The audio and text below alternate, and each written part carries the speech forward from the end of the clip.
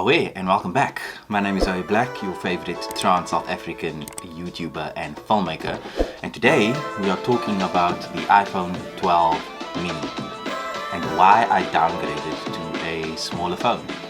Let's get into it. So I've had iPhones my entire life, and the previous phone that I had was the iPhone XS. Previously I had always gone for the bigger iPhones, and for some reason bigger was always better. But recently, one of the things that I started noticing in my life, particularly as I started YouTube, the more things that I started to accumulate, the more difficult it became to get focused around what it is that I needed to do. Now, for shooting these videos on YouTube, my setup is completely minimal, and that was an intentional choice.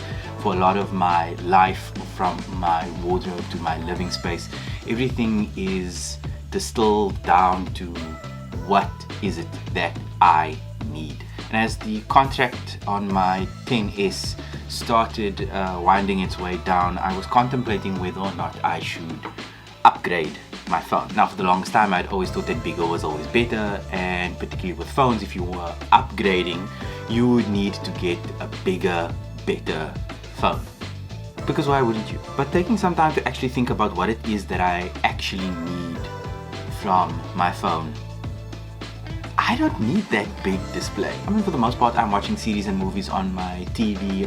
YouTube I even watch on my TV. I send it from my phone to the TV, so I'm not really ever consuming my media on the phone. And even if I am using my phone to scroll through media, it's mostly on the socials. So it's Instagram, it's TikTok, it's Facebook, and all of those things are designed for mobile. So why would I want anything bigger than that? And the iPhone 12 mini is the perfect iteration of the phone for me. It's a throwback to those older phones that have the kind of squared off, smaller design from Apple.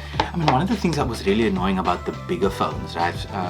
This is the 10S and it's not even the Max, was the fact that I couldn't reach all the way to the top of the screen without adjusting my hand position in the phone, and I couldn't properly reach all the way across the other side of the phone to hit that, the A key on the keyboard. It doesn't sit comfortably in the hand. It's like bordering on almost being a tablet. Now, with the iPhone 12 mini, that for me is everything. The fact that it fits so nicely in my hand and so comfortably is everything for me, and it's kind of changed the way that I've been using my phone over the last while. It's a lot more comfortable. It fits in pockets. I don't have to worry about, is it gonna stick out? Do I need to buy a handbag where this thing can fit into properly? It is the perfect size. The iPhone 12 mini does exactly the same things that the iPhone 12 does.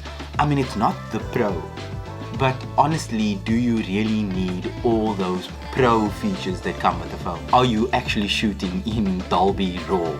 Honestly, these YouTube videos, I don't even shoot in RAW. You gotta spend something like 60k just to get RAW on a DSLR camera, and I've had no issues not shooting in RAW. And I've done a whole lot of things in manipulating color grading on my footage and stuff, and so that's not an issue for me. So why would I want my phone to shoot in RAW? You are a professional filmmaker, maybe that's something that you could potentially go for, to shoot in RAW, to be able to manipulate the footage, color grade it exactly the way that you want it. But if you're shooting RAW, you probably want to be doing that on a camera where you can dial in those settings a little bit more, And all of those Pro features come at a massive cost. Now, to talk about the elephant in the room, the thing that makes this such an appealing buy is that it is almost half the price of the Pro models.